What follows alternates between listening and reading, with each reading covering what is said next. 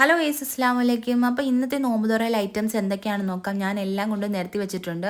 അങ്ങനെ ഓരോ ഐറ്റംസും ഇങ്ങനെ ഞാൻ പറഞ്ഞു നോക്കുകയാണ്. സത്യം പറഞ്ഞാൽ എനിക്ക് എല്ലാ ഐറ്റംസും തെറ്റി പോവാണ്. അപ്പോൾ അത് കണ്ടുകൊണ്ട് ബാദു എന്നെ കളിയാക്കുകയാണ്, നീ എന്തൊക്കെയാണ് പറയുന്നതെന്നുള്ളത്.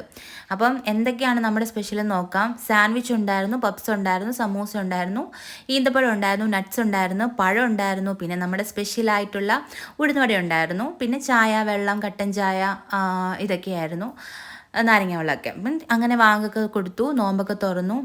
ഞങ്ങളെല്ലാവരും കൂടി നിന്നാണ് നോമ്പ് തുറന്നത്. ഇതിൻ്റെ അമ്മായും അത്തായും ഇത് ആങ്ങളെയാണ്.